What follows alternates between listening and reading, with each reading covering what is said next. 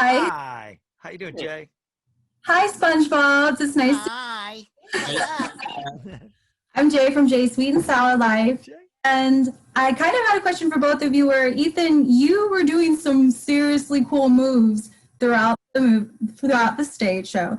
And like the back bend and then the splits, and it was very SpongeBob-like. And I was just wondering, which move was your favorite and why? And which one do you feel like really was like SpongeBob? You know what I mean? Which was my favorite? I feel like, oh, that's tough.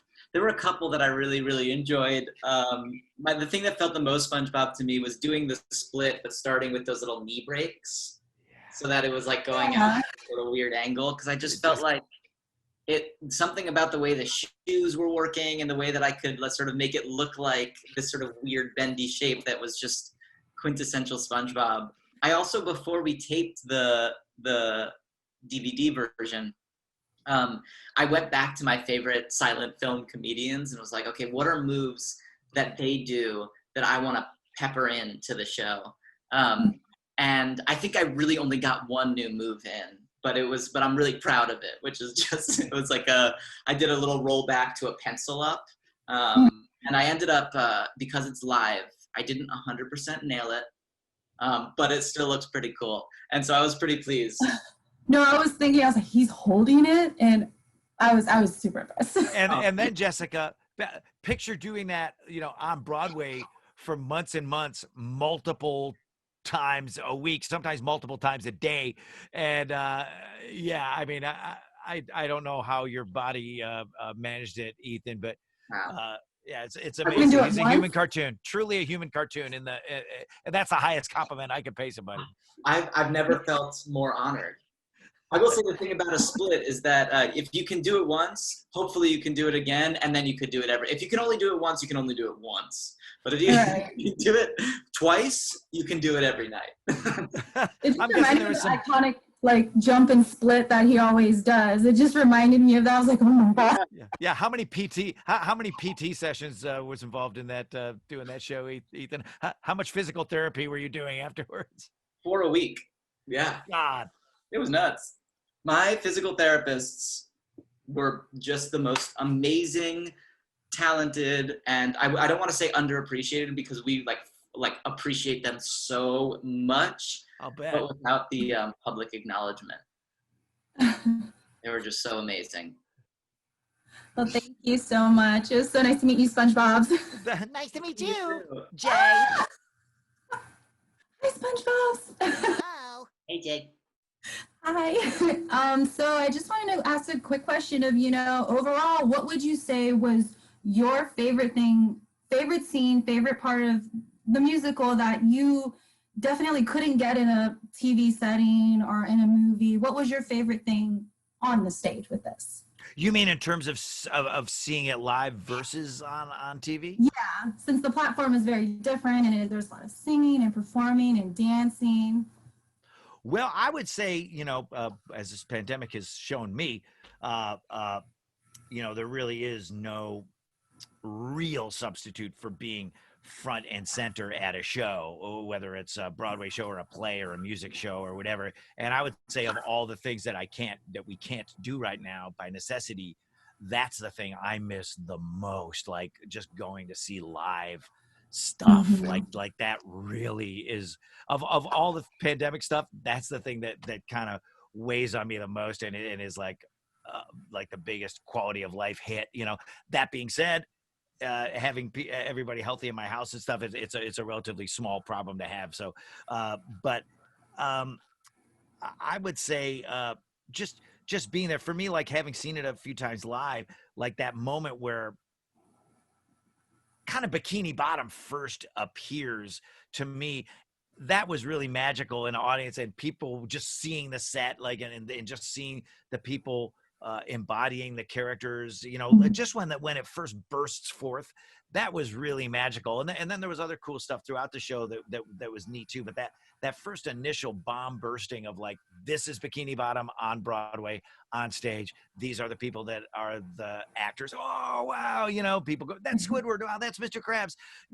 That was really magical for me just sitting in an audience. Mhm. Yeah, I mean, it's really hard for me to think about the show without putting myself in the show. Right. You You can know, never watch it. yeah, I had never seen it. I had never seen the show until we filmed it. And so I watched and I was like, that's what's happening? You know, it was, what? So for me, the moment that's like irreplaceable is like when at the very top of the show, I had to make my entrance, you know, through a little trap door. And I was stretching right up into the last second. And I had this thought like, how's it gonna go tonight? You know, is it gonna happen? Is it gonna sound the way that I want it to? Is the emotion gonna be there? All of those things that you can only have when it's capturing a live moment. I think that's sort of irreplaceable. And as an audience member, you know, not in SpongeBob in particular, but in other shows that I've gone to, there's something that's really thrilling about knowing that this is being created sort of just for you in this moment. And I think we got that feeling with the live capture on the DVD. I think, you know, we have an audience, and you know, it's really intimate. So you're getting up close to us in certain moments, but we're also doing it for that moment, and we're capturing that moment. It's not a dozen takes of slightly different angles, you know? I like what you said about channeling doubt and fear into joy and zest for life. Cause I mean, that really is kind of what it's all about, I think, is just, you know, taking that, is this going to work? Is it not going to work? You know what I mean? I'm worried. Maybe, yeah, sure. It went great last night, but this is a whole different night. And you know, there's this going on and that going on in my head and my body tonight and my voice. And, you know, I think that's part of, you know, what people love about live theater. It is kind of overcoming all this stuff and kind of creating joy out of uncertainty. And that's kind of what SpongeBob's all about, you know. That's what SpongeBob's all about. Yeah, it's like SpongeBob, exactly, you know. And then you're feeling the music, and then you're starting to dance, and then you realize, okay, there's a scene now. This is gonna be okay. It's gonna be okay. You like look at you get out there, and all of a sudden you see like all your friends are on stage with you, and you're like, oh, I can do this. Right, or in the recording studio with you. In my case, it really is like, you're like, wow, you know, it's yeah. I do miss that, because we're still making new SpongeBob cartoons, you know, but everybody's in their little Zoom boxes the way we are right now, you know, and it's you know, it's not quite the same, but it's you know. I got to watch you record an episode once. I don't know if you remember, it was a couple years ago. I do. And it was truly one of the most amazing experiences to like see that camaraderie and see that like that vibrancy that we see in the cartoon that we saw on stage and all of that stuff. It's like it's there at every level. That was really cool to see. I saw the same thing with the Broadway cast when we filmed this. You know, there was just such great affection for everybody, and they'd all gotten together and built this thing that was then successful. And now they were filming it for the DVD release that we're plugging now, and it really did kind of mirror the journey of like the people on the actors on the cartoon of like wow, this started out as just kind of this goofing around thing, and now it's actually something kind of positive and cool and artful, you know. Yeah. Thanks, Jessica. Bye. Bye. Bye. Bye.